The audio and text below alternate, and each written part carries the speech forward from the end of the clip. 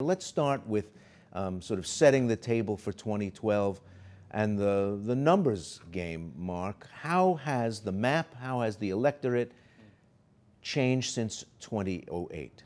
Well, one of the things that we've seen, at least particularly with the Latino community, is growth in the number of Hispanics who are eligible to vote. We have now more than 21 million people who are at least 18 years of age and U.S. citizens. Now, not all of them are registered to vote. Nonetheless, they are eligible to vote. The other thing that's happened is that in the last 10 years, there's been a dispersion of the Hispanic population. So not only are we seeing Latino population growth in California and Texas, which still account for about half of the nation's Hispanic population, but there's been growth in other parts of the country as well. In Georgia, South Carolina, Alabama, in fact, that was where some of the fastest population growth occurred. Nonetheless, in the case of Georgia, for example, only about 22% of the Hispanic population there is actually age eligible to vote. They're 18 and a U.S. citizen. Compare that with New Mexico, which has about the same size population, and almost half of the Hispanic population in New Mexico is eligible to vote. So, Maria Teresa, how do you get that number up? Not the raw number of the population. I know how that number gets up, but the number who actually get registered and show up to vote.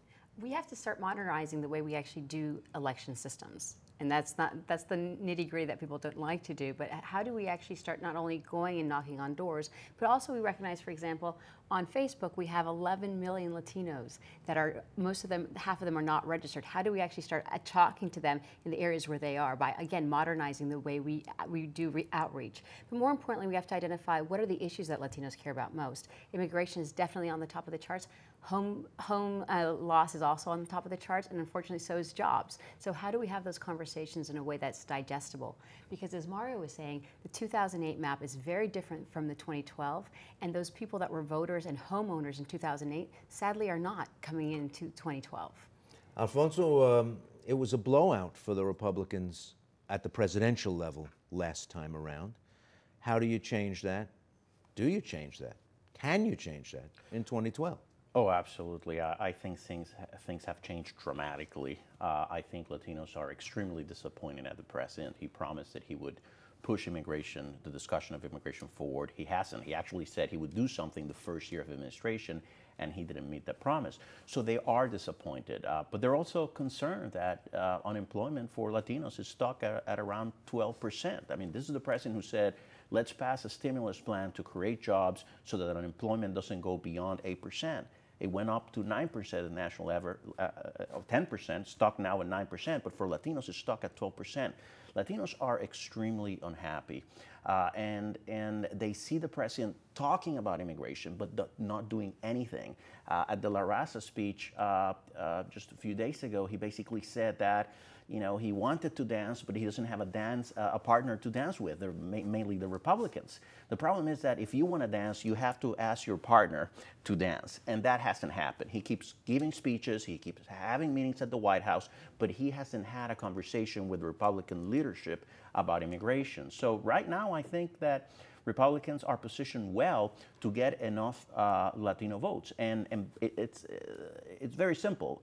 Republicans need at least 40% of the Latino vote to regain the White House, and they need to vote. They need to win Nevada, Colorado, and New Mexico, and I would say Florida.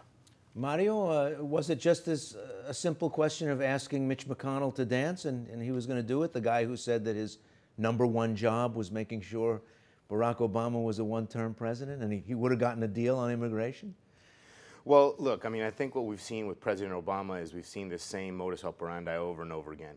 He likes to blame President Bush. He likes to blame congressional Republicans. He likes to blame everyone, except he doesn't like to take responsibility for his own failures. And one of the things that he's done, we've seen this in the debt debate, we've seen this in the immigration debate, we've seen this in almost every major policy debate that's happening, is that he'll say, all these nice things and then all these, bad things about Republicans, but he doesn't have a plan. On immigration, he hasn't had a plan. He promised he would tackle this issue. He has no plan. His plan has been to reach a record level of deportations. We've just hit the 1 million deportation mark under President Obama. So he's been, great at tearing families apart, but he hasn't been great at addressing the actual issues that underlie the debate. Well, do you think that deportation approach, the workplace enforcement, that just came out of thin air, or was it in response to Republican demands, consistent Republican demands, to secure the border first, to move ahead with matching employment records and federal identification numbers. Do you think that the current ICE and HHS and Homeland Security approach came from nowhere? Or was it spearheaded by Republican leadership over the last 3 years? Well, no, there's no question that some Republicans have called for additional enforcement measures, and some of those are reasonable and some of those are not, let's be honest. But the fact is that on immigration, he has not formed a partnership with the Congress, whether Republican or Democrats. There are plenty of Democrats on the Hill who are disappointed with President Obama as well for his lack of action, for his lack of leadership.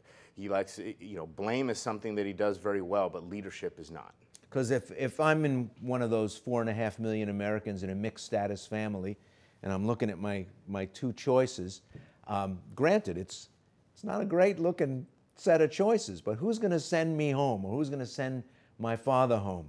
Who's more likely, a Republican president or a Democratic president? It's not really clear how the issue of immigration plays out. But if they vote just pocketbook issues, it's not going to be a walk for the Democrats either. Not at all. And I think one of the reasons is I think it's very clear that the Republicans, they do have a Latino problem, and they recognize that between now and the 2012 election, they can't fix it. So all the states that we just mentioned that are in play, Nevada, Alabama, Georgia, you name it, they're all passing very aggressive voter ID laws for a reason. And that's one of the ways that we're actually trying to figure out is how do we have those conversations so that we can come to the middle ground and start talking about pocketbook issues, because at the end of the day, what drives Latinos to the polls are making sure that they're saving their homes, making sure that their kids are getting educated, and at the same time making sure that they're not being the sacrificial lamb for everybody else.